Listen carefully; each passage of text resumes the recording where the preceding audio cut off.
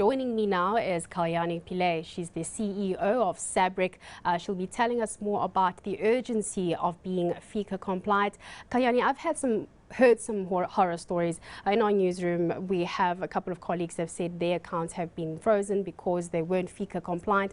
Firstly, tell us, what are we aiming to do? When we talk about FICA compliance, what is it?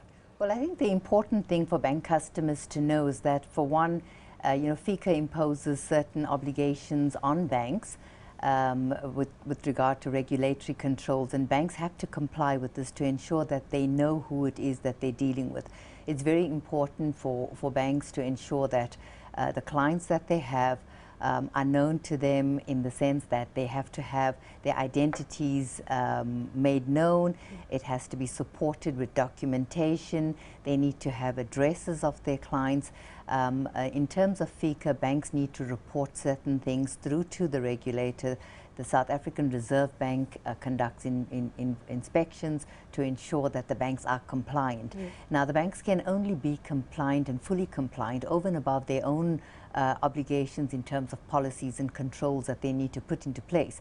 But in respect of completing the whole process, they need to have their customers actually cooperate with them and supply them with the information they need. So what is the process? What needs to happen? How often should you be FICA'd? And this freezing of bank accounts is the last resort. Yes. What happens? Yes.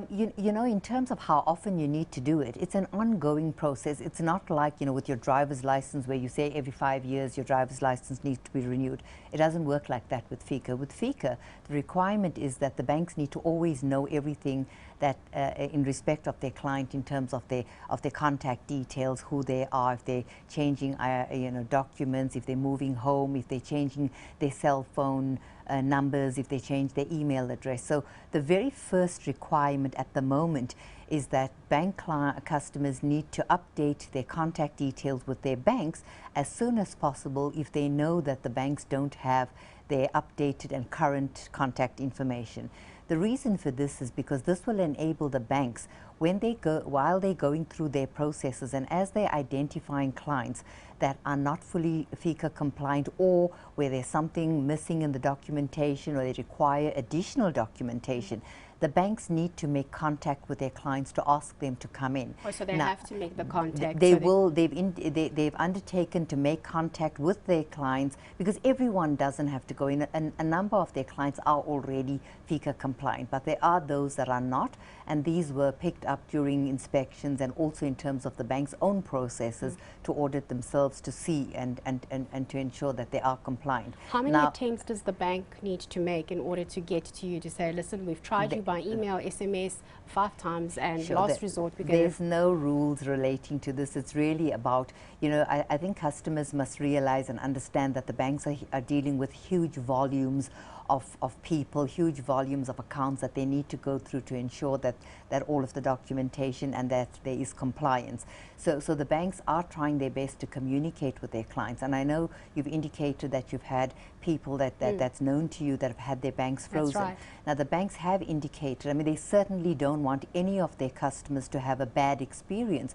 They want them to continue doing their banking in the normal course of things. They want to be able to give them good service as they can. But the banks are also under this obligation to comply, and if they don't ensure that their clients bring in all the documentation, they're actually forced to then restrict transactions and activity on the account. So they will communicate with the clients, and if the clients don't respond, or think, sometimes clients don't respond because they think they have already been FICA'd, and that's why we're doing this, to say to people, we're creating awareness around the fact that the FICA is not a once-off thing, but neither is there a set time to say that it's got to be done every single time. I think the important thing for bank customers to know is that every time you have a change in respect of your address, your contact details, your employment, you get a new job, you have certain things change in your life that you need to notify your bank about.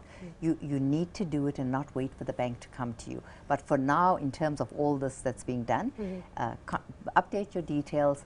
The minute your bank communicates with you to say, come in, please heed those communications and go in. Heed those communications and go in, because also we do see banks that could also be facing fines if they're found not to be. Absolutely. Thank you so much. That was Kalyani Pillay. She is the CEO of SABRIC.